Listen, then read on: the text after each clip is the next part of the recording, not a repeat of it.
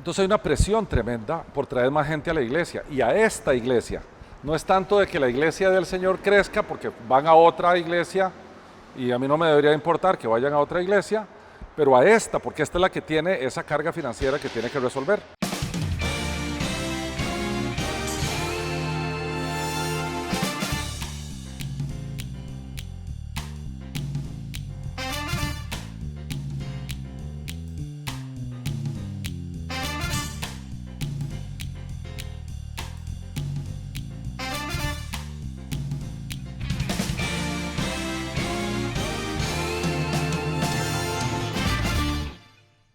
¿Cómo estás, pa? Hola hijo, ¿cómo estás?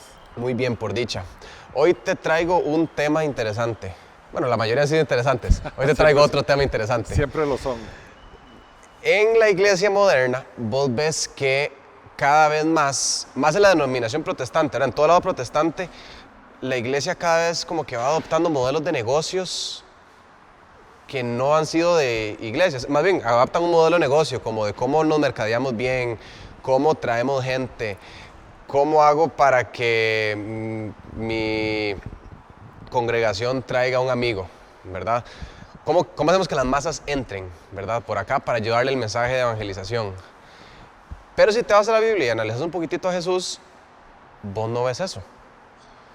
Vos ves más una actitud de dije lo que dije y le llegó al que le llegó. Entonces no sé si es que yo estoy equivocado o hay algún tipo como de disrupción porque no logro conciliar las dos cosas. Entonces quería preguntarte al respecto. Bueno, inclusive hay iglesias que hacen planeamiento estratégico. Ajá. Y hacen fortalezas, sí, debilidades, oportunidades y amenazas. Ajá. Y todas esas cosas, ¿verdad? Ajá. Yo no me imagino a Pedro y a Juan haciendo eso, pero sí, de todas formas. Sí. Hay mira, eso obedece al modelo moderno de iglesia, que es muy lejano al modelo de la iglesia del primer siglo. Muy lejano. Y tiene que ver sobre todo con el concepto de evangelización y con el concepto de discipulado. Hoy en día, como las iglesias han crecido tanto en términos de estructura, tienen un volumen de gastos gigantesco. Pagan alquileres carísimos, a los miembros de la iglesia, a los pastores y a los subpastores y a los gente que se necesita en la organización. Algunas le pagan un salario, otras tienen otras formas de compensarse, pero hay obligaciones financieras grandes. También tienen gente que sostienen. Hay una variedad terrible de cosas que la llevan a tener un nivel de gastos muy alto. La única manera de sufragar esos gastos es a través de diezmos y ofrendas. Y entre más gente traes a tu iglesia, mayor el diezmo y la ofrenda para poder sufragar esos gastos. Yo no estoy hablando de gente deshonesta, tipo el evangelio de la prosperidad, que te prometen cosas a cambio de tu diezmo y tu ofrenda. No me refiero a eso. Me refiero a que sí necesitas llenar la iglesia porque necesitas financiar la operación con diezmos y con ofrendas, independientemente de lo que haces con ellas. Si vas a tomar las ofrendas y vas a darla a ministerios que ven gente pobre o gente adictos o lo que fuere, esa estructura requiere de un tipo de ingreso. Y ese tipo de ingreso solo se logra entre más gente tenés. Entonces hay una presión tremenda por traer más gente a la iglesia y a esta iglesia. No es tanto de que la iglesia del Señor crezca porque van a otra iglesia y a mí no me debería importar que vayan a otra iglesia, pero a esta, porque esta es la que tiene esa carga financiera que tiene que resolver. Entonces, ellos requieren crecer. Entonces, si son honestos en términos de seguir los principios bíblicos de crecimiento, el crecimiento lo da el Señor. No lo dan nuestras estrategias, ni nuestro plan estratégico. Y ese crecimiento viene típicamente de dos instrucciones. Una, cuando el Señor ya resucitado, previo a ascender a los cielos, en la famosa Gran Comisión, que está en el capítulo 28 del Evangelio de Mateo, que dice, id y haced discípulos, bautizándolos en el nombre del Padre, del Hijo y del Espíritu Santo, y enseñándoles todas las cosas que os he enseñado. Y yo estaré con vosotros hasta el fin de los tiempos. Entonces, ahí hay un mandato de Cristo a hacer discípulos. No hay un mandato de Cristo a evangelizar en el sentido de voy a ir a convencer gente de que se entregue a Cristo. Lo que hay es un mandato de Jesucristo de hacer discípulos. de bautizar a esos discípulos y de enseñarles todas las cosas que Él enseñó. ¿Y cuál es la diferencia? Por lo tanto, la diferencia es que vos podés salir a convencer a alguien de que se entregue a Cristo, se entrega a Cristo y venga todos los domingos. Y en el venga todos los domingos a la iglesia no tenés el nivel de instrucción o de obediencia que necesitas para obedecer el mandato, escudriñar las Escrituras. Para escudriñar las Escrituras, porque ellas hablan de mí, dijo Cristo, requerís de sistemáticamente estar en un proceso de discipulado. O sea, que haya un maestro, para lo cual la Biblia dice que debe haber maestros, que te vaya guiando en el proceso para que vos a la vez puedas replicar eso en otros discípulos. El otro texto que se usa es el que está en el capítulo 1 del libro de los Hechos de los Apóstoles, cuando antes del Señor ascender a los cielos, inmediatamente antes, les dice que me seréis testigos en Jerusalén, en Judea, en Samaria y en todas las naciones. Antes de eso les había dicho porque recibiréis el Espíritu de poder, o sea, el Espíritu Santo. El ser testigos o testificar de Cristo tiene que ver con hablar de la persona de Jesús, de la obra de Jesús, con el propósito de que la gente entienda cuál es la única vía de salvación y cuáles son las consecuencias de ello, ¿verdad? Porque el testificar de Cristo habla de testificar de quien me salva y después de mi Señor, o sea, a quien obedezco. No es solamente hablar de quien te salva. Y básicamente es por la obra que Él hizo, sin hacer promesas vacías de que venga Cristo y entonces usted va a tener dinero o va a tener salud o va a tener, al contrario, Jesús prometió, ¿verdad?, que en el mundo tendremos aflicción. Entonces, esas dos diferencias de evangelización y de discipulado deberían no existir, porque una es complemento de la otra. Para la gente que viene a Cristo como resultado de que fuiste testigo, esa gente debe ser formada como discípulos de Cristo.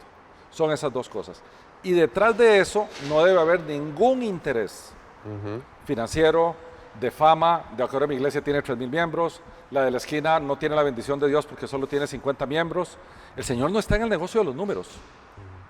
El Señor claramente nos dijo que los cristianos siempre íbamos a ser una minoría. Cuando Él dijo, entren por la puerta angosta, porque angosto es el camino que lleva a la salvación, y contrastó con la puerta ancha por donde entran multitudes, que lleva al camino que lleva a la perdición. Entonces ya sabemos que el Señor no está en el negocio de los números. Ahora, yo creo que podríamos ampliar un poquitito en la parábola del sembrador, que es cuando Jesús habla mucho de eso, ¿verdad? Cuando cuenta la parábola y después dice el que tiene oídos para oír, oiga, y se va, y después llegan los discípulos a preguntarle qué significó todo, y tal vez vos puedes seguir un poquito después de lo que él, o sea, justo cuando le preguntan eso, qué es lo que él dice y cómo eso es diferente al clásico, tráiganse un amigo. O cómo hago para llenar este lugar más de gente. Y te estoy poniendo en un lugar espantoso. Yo sé, me pusiste en un lío. La parábola del sembrador es bien compleja porque la audiencia que tenía Jesús cuando la dio, habían unos judíos fariseos y después estaban otras gentes. Y es tremenda porque en sí misma la palabra del sembrador es confusa. ¿Qué quiere decir confusa?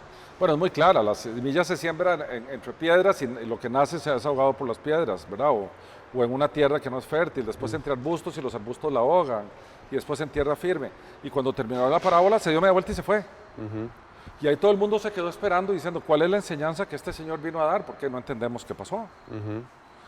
Y más tardito le dicen los apóstoles, Señor, pero ¿cómo es que hablas así tan enredado, verdad? ¿Cómo ni siquiera explicaste el tema?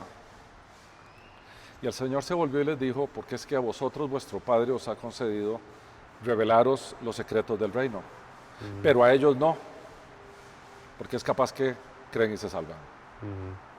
Y eso no es que el Señor se lo estaba inventando, ya en el libro del profeta Isaías eso estaba. Entonces, esa locura de andar trayendo gente, claramente no es bíblica, porque cuando vos te vas al capítulo 2 del libro de los Hechos de los Apóstoles, te das cuenta que los apóstoles daban buen testimonio, se iban al templo, no a hacer sacrificios, porque ya estaba claro que ellos no podían hacer sacrificios en el templo, adoraban a Dios y decía, y tenían favor con todo el mundo. O sea, el testimonio de ellos era agradable con todos los que los veían. Y ese versículo termina diciendo, y el Señor añadía a la iglesia los que habían de ser salvos. Entonces, cuando vos te preguntás, ¿quién añade a la iglesia? El Señor. ¿Por qué razón? Porque el Señor es el dueño de la iglesia. Así que Él añade a su iglesia a quien Él quiere. Ese es en resumen. Entonces, ¿qué nos corresponde hacer? Claramente nosotros no sabemos a quién quiere añadir Él y quién no quiere añadir, y por lo tanto no podemos elegir entre a quién le hablamos del Señor y a quién no. Nuestro trabajo es ir a ser testigos. Una vez que la gente vino al Señor, el segundo trabajo obligatorio es hacer discípulos allí. Pero como nosotros no sabemos quién sí y quién no, tenemos que decírselos a todos.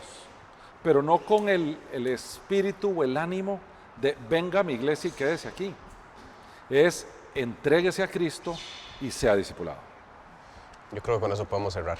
Bien, hijo. Gracias por su atención. Esto fue Contracultura. Si desea ver más videos de Unánimes, haga clic 2 veces en la campanita de suscripción. Ayúdenos a comunicar la sana doctrina enviando este video a sus amigos. Es nuestro deseo llevar el mensaje de Jesús a la mayor cantidad de gente posible. Y estamos seguros que con su ayuda lo conseguiremos, porque somos llamados a ser diferentes.